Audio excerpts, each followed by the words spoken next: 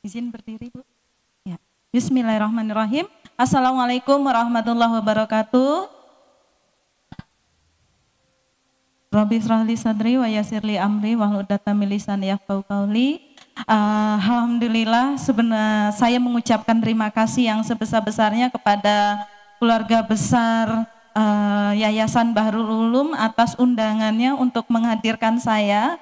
Bagaimana kita untuk bisa berbagi, mohon izin Pak Yai, Bu Nyai, Ning, saya di sini bukan menggurui, ya, tapi saya ingin kita berbagi, mengingat saya juga alumni pesantren. Saya di Hubul Waton Duri Riau itu 5 tahun, kemudian saya menyelesaikannya di Bulurjo Diwa Jombang, hampir 1 tahun, jadi cuma 10 bulan karena menyelesaikan. Waktu itu ke Tembak Beras nggak ada jurusan IPA.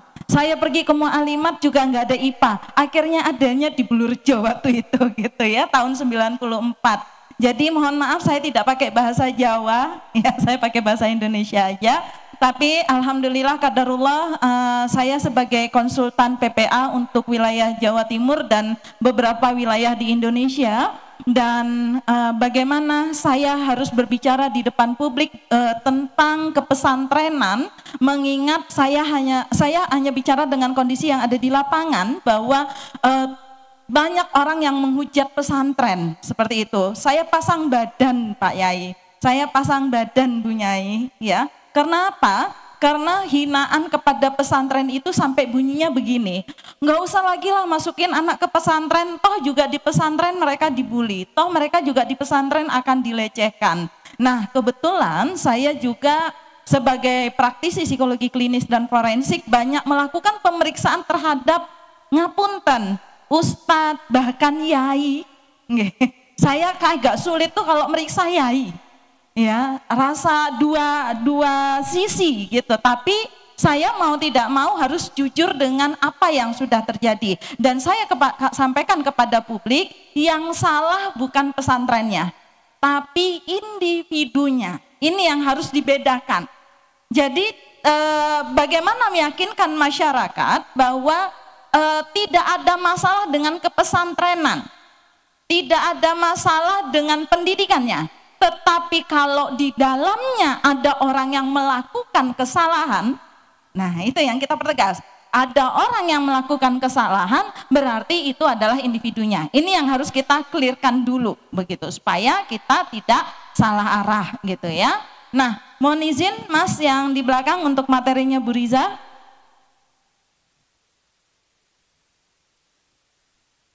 Adakah?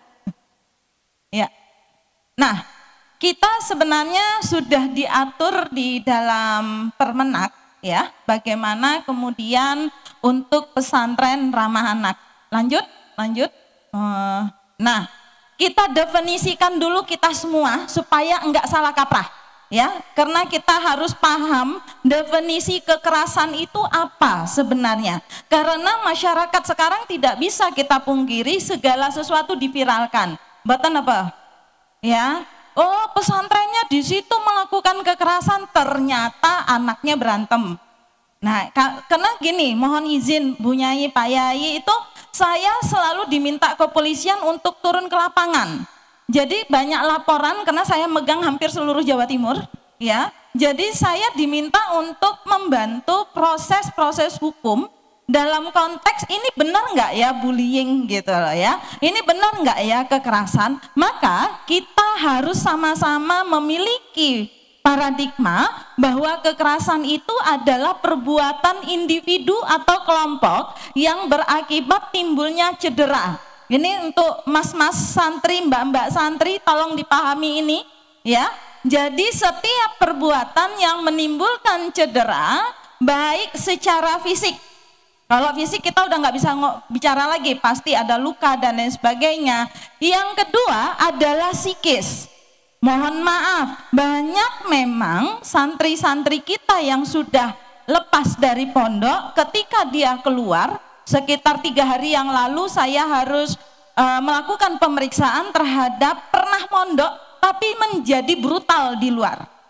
Dia menghantemin, jadi setelah minum minuman keras, ya, dia menghantemin orang yang lewat sisihan gitu, Nah, itu seperti itu. Dan ternyata begitu saya tanya, kamu dari mana latar belakangnya? Dan dia mengatakan saya dulu mondok di X gitu, seperti itu. Nah, beberapa kasus yang lain, saya kena kebetulan juga menjadi konsultan di beberapa PTN dan PTS, banyak mahasiswa kita atau mahasiswi kita kemudian menjadi pelaku kejahatan di luar. Mereka menjadi pelaku seks bebas, mereka menjadi yang kemarin terakhir saya tangani, dia menjadi perilaku sadisme, masokis, bisek, itu satu orang. Ya, satu orang. Jadi karena dia memiliki riwayat kekerasan yang ternyata dia dapatkan pada saat dia masih SMP, masih mondok di pesantren dari SMP sampai SMA, seperti itu. Jadi penderitaan psikis kemudian seksual. Penderitaan seksual di mana mereka mendapatkan pelecehan, baik yang dilakukan oleh sesama junior kepada senior kepada junior, dan kemudian yang dilakukan oleh guru, murabi, oknum kiai kepada santrinya. Kita menemukan yang demikian gitu ya. Dan kemudian penderitaan secara ekonomi, banyak mereka harus mengeluarkan proses-proses pemulihan, baik fisik, baik psikologi. Saya kalau melakukan terapi pada mereka itu paling enggak 4 kali pertemuan. Bagaimana mereka untuk bisa kembali lagi beraktivitas seperti itu. Itu adalah resiko yang mereka dapatkan. Nah, bagaimana bentuk-bentuk kekerasan semuanya? Yang pertama adalah fisik. Apapun bentuknya, teman-teman, mbak-mbak santri, mas-mas santri, apa yang kita lakukan berkaitan fisik itu sangat tidak diizinkan. Ya. Kemudian yang kedua adalah psikis. Psikisnya apa? Menghina, merendahkan. Ya. Kemudian kalau mbak-mbak putri misalnya yang menjadi pendamping, dicurhatin sama adiknya, kemudian diceritain kemana-mana. Nah, ada yang gitu? Oh, ada, betul katanya gitu ya. Itu bagian dari bentuk kekerasan. Kenapa? Menjatuhkan harga diri, gitu loh. Ya. Kemudian yang ketiga yang banyak terjadi adalah kekerasan seksual. Kekerasan seksual itu ada yang paling sering yang terjadi di pesantren. Pertama adalah pelecehan yang sifatnya fisik. Dari sekedar dicium sampai diraba. Mohon maaf Pak Yai kalau saya agak terbuka, Bu Nyai, saya agak terbuka karena ini ilmu biar semuanya tahu gitu ya. Dari dicium, diraba, ya, kemudian didemak-demak. Mohon maaf, apapun alasannya jangan pernah lakukan. Itu sudah masuk kepada kekerasan seksual yang sifatnya adalah fisik. Sampai yang kami temukan itu adalah terjadinya hubungan seksual dengan memakai lengkap, jadi masih pakaian utuh atau tidak pakaian. Bahkan kami menemukan yang disodomi. Kami kemarin, mas-mas tolong ya, kalian jangan macam-macam. Nanti kalau ketemu sama bunda habis nanti ya. Ya. Nah, kami menemukan ada santri dari Jombang, saya tidak menyebutkan dari pesantren mana, dia melakukan sodomi terhadap salah satu adik kelasnya. Dan kemudian oleh pondok ini dikeluarkan, nyantri lagi di pondok pesantren yang lain. Ya, saya nggak nyebutin wilayahnya, tapi di pondok pesantren yang lain. Dan ternyata di pondok pesantren itu 1 minggu yang lalu dia menyodomi anak 5. Ngeri. Jadi kalau kita bicara tentang seksual itu mengerikan. Saya mengatakan jangan sampai kita menyebarkan dosa warisan, dosa jariah. Loh, Bu Riza, yang penting kan sudah kami keluarkan. Betul. Tetapi kalau tidak dilakukan pemulihan, berapa banyak LGBT yang tersebar di Indonesia? Kita titip pada Pak Yai, kepada Bu Nyai. Saya miris Saya sampai di depan Ka'bah saya bilang, ya Allah kuatkan aku untuk menguatkan. Kenapa? Begitu banyaknya anak-anak yang masih kecil, mereka sudah tahu namanya hubungan sesama seksual. Berapa banyak mereka yang dari kita justru di luar menjadi pelaku. Jangan sampai seperti itu gitu loh. Ya, ini kita titip. Kami menemukan juga beberapa, bukan hanya laki-laki saja. Jadi kalau tadi dibilangin laki-laki, ternyata saya menemukan perempuan biseks. Iya perempuan, iya sing lanang lengge. Allahu Rabbi. Begitu saya tanyakan, dari mana kamu bisa dapat itu nak? Ternyata dia dapat dari kakak seniornya. Makanya bunda selalu mengatakan kepada mbak-mbak, kepada mas-mas, lek adus ojo lowong loro, dek kamar mandi, jangan dua-duaan. Antri, jam telu. Lek antri ya kudu antri. Tapi ini menjadi biang, terjadinya apa? Terjadinya pelecehan. Ya, ini yang terjadi. Nah, kemudian yang berikutnya adalah pelecehan yang sifatnya non fisik. Jadi enggak lagi fisik tapi non fisik. Ucapan-ucapan, lo ya Allah jek seksi nih ya, ganteng masya Allah, godain kita dong. Ini kalau mbak-mbak Putri, lek gak terima mbak, iso dikelatu ambek masih. Lek mas-mas nggih ngoten. Ya Allah, jek ayune seksi nih, masya Allah, gitu ya. Itu kalau saya nggak terima, itu kena ngapunten Pak Yai, nggak? Pak Yai pun berujar, ya Allah, kok ya cahayu, kok seksi mentok, itu bisa kena.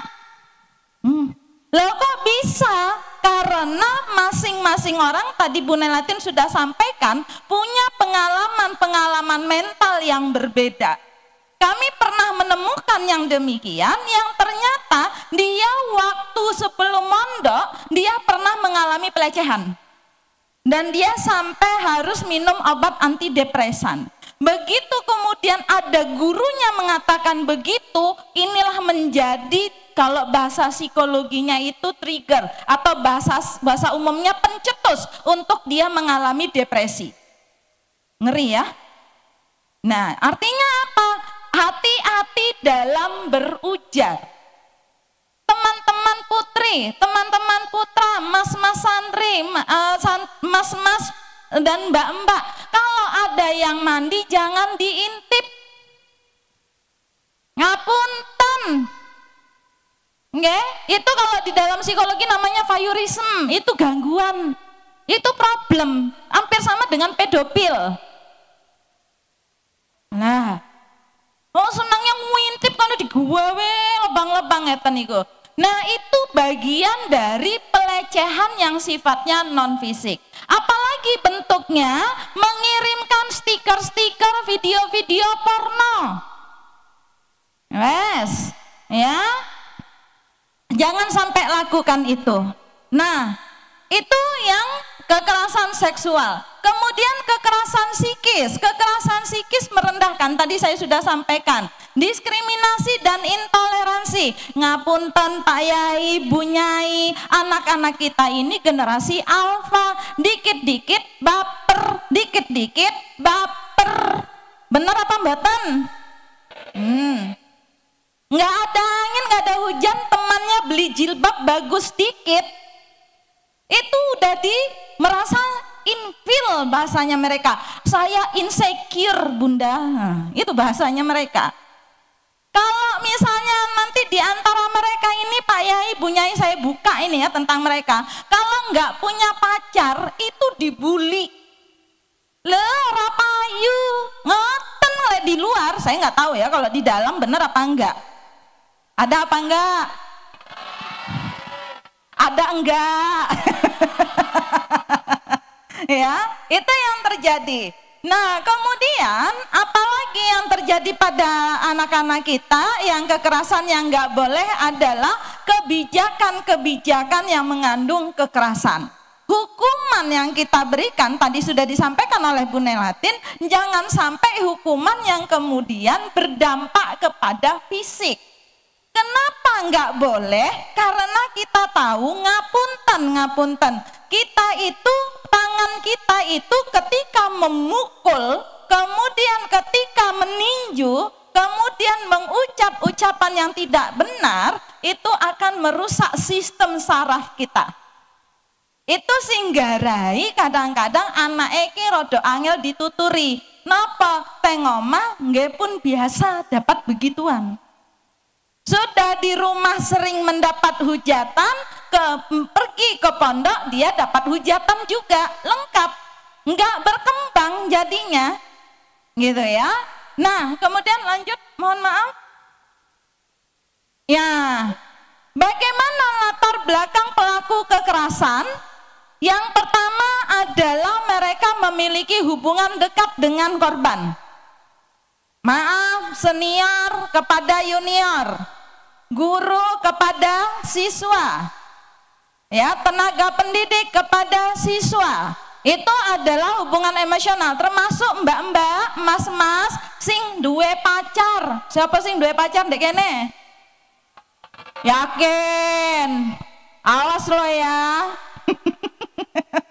Nggih? Nah, hati-hati. Itu adalah pelaku kekerasan yang paling dominan yang kita temukan. Yang kedua, mereka dengan pelaku latar belakang pendidikan rendah dan ekonomi rendah. Makanya kenapa kita mondok? Ngapa kita belajar? Supaya kita lepas dari yang namanya ketidakberilmuan. Makanya kita diajarin taklimu taklim. Bagaimana kita punya adab? Bagaimana kita berhubungan dengan sesama teman, dengan guru, dengan di bawah kita, dan lain sebagainya. Kemudian pelaku dengan latar belakang gangguan mental. Di luaran sana, beberapa pelaku kejahatan terhadap anak-anak kita, itu adalah mereka gangguan mental. Makanya mbak-mbak, mas-mas, bunda titip, jangan kenalan dengan orang di sosmed. Tak kandani. Ya. Loh pun dia katanya dari pondok X, semua orang bisa berujar. Kalian tidak pernah tahu di sosial media 80% adalah psikopat. Wow, ayo ning-ning juga gitu, yang masih single, ya, jangan kenalan sama orang di sosmed, ngeri, ya. Saya menanganin kasus di Jawa Timur sudah 15 pembunuhan dan 4 mutilasi. Bayangin, kenalannya mana semua? Sosmed.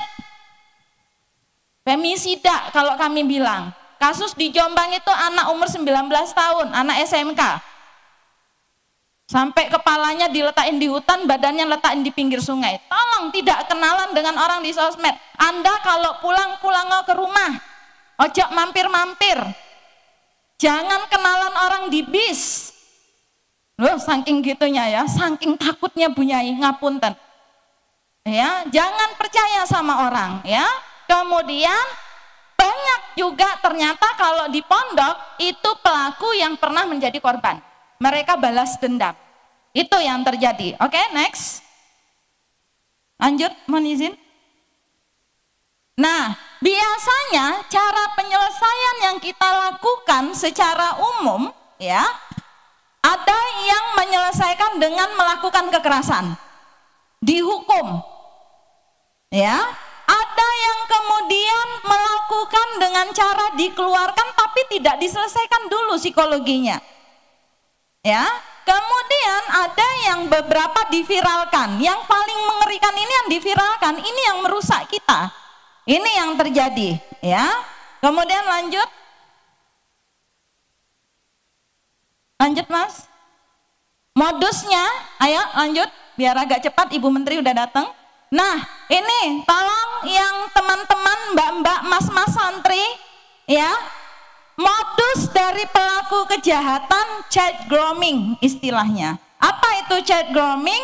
Membangun kepercayaan korban atau keluarga korban terhadap pelaku. Nah, itu. Selamat datang Ibu Menteri. Akhirnya saya ketemu lagi sama beliau.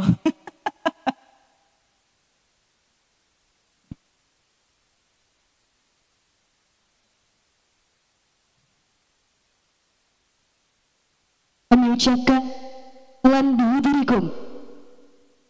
Kami ucapkan selamat datang di Pondok Pesantren Bahrul Ulum dalam rangka memperingati 2 abad Pondok Pesantren Bahrul Ulum Tambak Beras Jombang. Kepada Ibu Arifah Fauzi dan rombongannya, kami haturkan untuk duduk di kursi yang telah disediakan. Langsung ke sini. Siap. Selamat datang Ibu. Allah Akbar. Sudah berapa bulan ya Bu? Siap Bu. Oke. Ya, kita lanjut sedikit lagi. Nah, jadi modus dari pelaku kejahatan itu chat grooming. Yang kedua, banyak pelaku kejahatan yang memiliki perilaku pedofil. Apa itu perilaku pedofil? Yaitu di mana dia suka dengan mereka-mereka yang baru remaja. Saya pernah melakukan assessment terhadap 300 ustadz dan ustazah di sebuah boarding school. Dari 300 orang saya temukan 11% itu memiliki latar belakang pedofil. Bayangin ya Pak Yai, kalau pedofil ini tinggal ada kesempatan atau tidak. Saya waktu itu titip dengan asrama ini. Waktu itu saya memberikan biaya asesmennya rendah sekali, tapi saya bilang saya titip kalau kita temukan pedofil dan itu harus segera dikeluarkan, karena di sini ada sekitar 5.000 santri penghafal Al-Quran.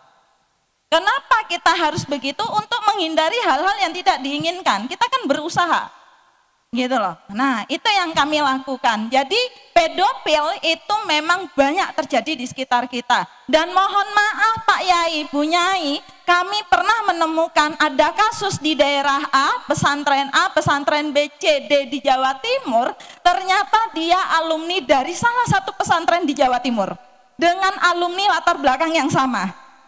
Tapi tempat kejadiannya beda. Mereka ini orang-orang yang beda. Saya sampai langsung loh, berarti nggak ngapunten, iki le alumni soko kene, berarti aku kudu mikir-mikir dhisik untuk diterima, gitu loh. Nah, itu sampai begitu. Kasus yang kita di sini juga begitu. Kita nemukan. Lanjut. Nah, kemudian, ini yang banyak terjadi di pesantren, preparator seksual, di mana pelaku pelecehan, pelaku kekerasan masuk ke dalam organisasi, masuk ke pesantren. Bahkan kami menemukan beberapa oknum dalam tanda kutip, dia nyusup ke pesantren untuk melakukan pembodohan di kalangan pesantren. Nyusup istilahnya Pak Yai. Kami menemukan, kenapa? Dengan dia ingin merusak sistem yang ada. Gitu, alhamdulillah ketangkap. Gitu ya. Jadi artinya preparator seksual ini mereka masuk ke dalam kelompok-kelompok organisasi. Oke, lanjut. Bu, izin 10 menit lagi, Bu. Oke, nah ini respon-respon terhadap kejadian Bapak Ibu sekalian ya. Ada yang mengingkari, enggak kok aku baik-baik aja gitu ya. Ada yang marah, ada yang kemudian tawar-menawar. Nah yang mengerikan ini tawar-menawar, karena ujung-ujungnya duit. Ya, dia bisa minta di salah satu pesantren di sini, di Jombang, itu keluarga korban minta 50 juta. Kalau nggak dikasih 50 juta, maka akan diteruskan kasus ini. Bahkan kami menemukan di Jawa Timur, itu dia melakukan tawar-menawar sekitar 75 juta. Nah sampai segitunya, jadi pada kasus-kasus tertentu ini muncul. Kemudian dengan kondisi ada beberapa korban mengalami depresi, dan ada kemudian korban yang ya sudahlah nasib saya Bu untuk kondisinya seperti ini, mau apa lagi gitu. Itu yang terjadi. Padahal banyak di mereka mengalami trauma-trauma, kalau kami menyebutkannya PTSD. Ya, di mana seharusnya mereka yang melakukan atau mereka yang kemudian menjadi korban harusnya mendapatkan intervensi psikologi. Supaya apa? Supaya ini jangan diteruskan di luar. Jadi kalau dia enggak di pondok kita, tapi paling tidak di luar dia tidak melakukan kejahatan lagi. Itu yang kita lakukan. Oke? Sedikit lagi, lanjut. Lanjut. Lanjut, ini nggak usah lanjut. Ini. Jadi Bapak Ibu, amanat kita di sini ada Undang-Undang Perlindungan Anak, kemudian Undang-Undang Perlindungan Khusus bagi Anak untuk anak yang bermasalah dengan hukum, mereka yang menjadi pelaku. Kemudian ada Permenak 73 tahun 2022 bagaimana pelayanan untuk perlindungan santri di pesantren. Kemudian ada Permendikbuddikti nomor 46 tahun 2023 bagaimana pelayanan di satuan pendidikan. Lanjut. Nah, teknisnya yang perlu kita persiapkan di pesantren, pertama sosialisasi. Ayo Bapak Yai, Bu Nyai, Ning, mari kita libatkan masyarakat, mari kita libatkan santri kita untuk melakukan pencegahan. Pencegahan lebih baik daripada penyakitnya, kan begitu ya. Kemudian bagaimana pengasuhan, tadi Bu Naletin sudah jelaskan, bagaimana keselamatan, bagaimana sosialisasi menggunakan media-media yang sudah terkini. Tadi Gus Wafik sudah sampaikan, ada AI, ada kemudian teknologi dan semuanya kita bisa gunakan itu. Kemudian lingkungan pengasuhan harus lingkungan yang ramah anak. Mereka bebas untuk bermain, mereka bebas untuk bersosialisasi ya. Kemudian perlindungan dari tindak kekerasan dan bagaimana meningkatkan kapasitas dari pengasuh, pengurus, guru, administrasi merespon kejahatan atau kekerasan yang ada di pondok. Mari kita bentuk satuan-satuan tugas. Nambah kerjaan sedikit iya, tapi paling tidak kita bisa melakukan banyak hal untuk kemudian mencegah terjadinya kekerasan. Oke, lanjut. Nah, ini lanjut, next. Nah, ini ya, sudah lanjut. Nah, ini lingkungan yang memberikan pelatihan nanti tolong kalau misalnya pesantren kita mau bentuk tim untuk bagaimana memahami untuk keputusan di sebuah pondok atas bullying, kekerasan yang terjadi, saya siap untuk melatih.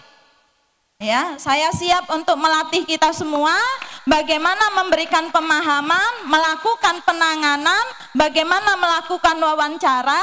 Kenapa saya mengatakan perlu ini Pak Yai, Bu Nyai?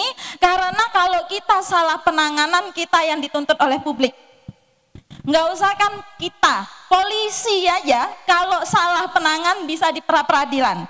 Apalagi kita, kan gitu. Maka bagaimana kita untuk membentuk tim ini di setiap pesantren, dan kemudian yang paling penting lagi kita harus terbuka. Tadi Bu Nelatin sudah sampaikan, kita harus mampu bekerja sama dengan orang profesional di luar kita. Ada psikolog, ada dokter, ada ahli hukum. Enggak apa-apa. Ya, karena bagaimanapun itu untuk melindungi kita semua. Jangan sampai kiai dibully, jangan sampai Bu Nyai atau Ning mengalami kekerasan. Kalau nggak ada perlindungan, maka kita lagi yang akan kena. Oke, lanjut. Lanjut. Nah, ini mohon maaf. Nah, ini ya kalau aluran pelaporannya seperti ini secara umum Pak Yai, Bu Nyai. Jadi ada penerimaan laporan, bisa dari siapa saja, santri dan lain sebagainya. Kemudian kita lakukan pemeriksaan, baik terhadap pelapor, baik terhadap terlapor, baik terhadap saksi-saksi jika ada.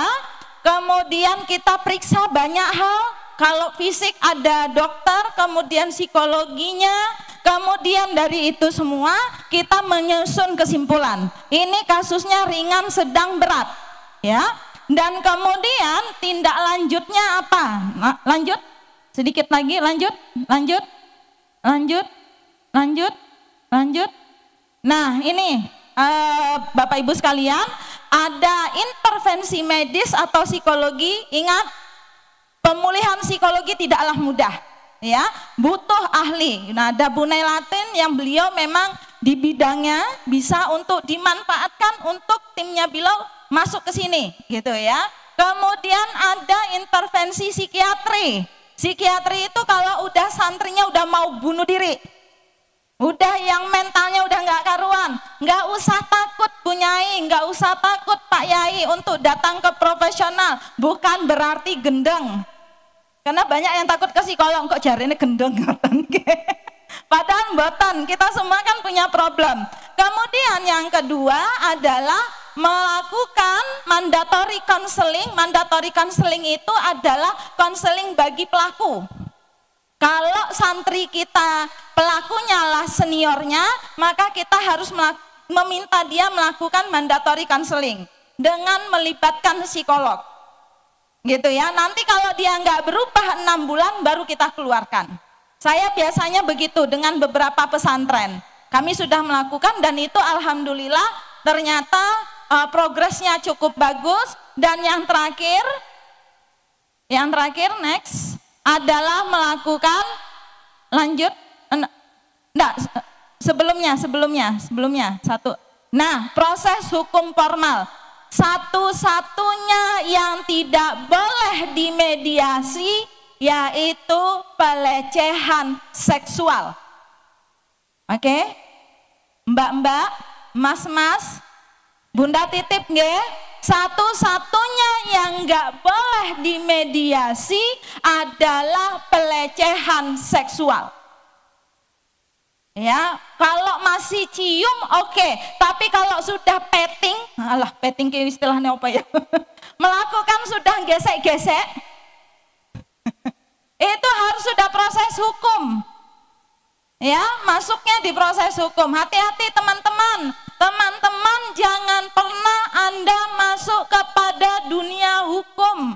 Kalau Anda sudah pakai baju oren, enggak mbak, enggak emas, SKCK Anda jadi merah. Anda susah cari kerja. SKCK itu berlaku cukup lama. Jadi nanti kalau ngurus SKCK mau jadi pegawai negeri, pernah menjadi tahanan, nah, kan gak enak gitu loh ya. Nah jadi jangan sampai itu, jangan sampai melakukan melalui proses hukum formal. Lanjut sedikit lagi, satu lagi. Nah prinsip penanganannya adalah kepentingan yang terbaik untuk korban, konsisten, kita tidak berpihak kemanapun, keadilan, kita harus adil, kemudian independen, jaminan tidak keberulangan. Nah ini yang agak sulit di pondok, menjamin tidak akan terulang kembali, dan kesetaraan hak dan aksesibilitas bagi penyandang disabilitas. Mudah-mudahan santri yang kita terima tidak harus yang utuh, yang normal begini, tetapi juga mereka-mereka yang disabilitas punya hak untuk jadi santri. Demikian yang bisa saya sampaikan, jangan lelah untuk berbuat baik, karena senyatanya berbuat baik kembali untuk kita semua. Terima kasih. Assalamualaikum warahmatullahi wabarakatuh.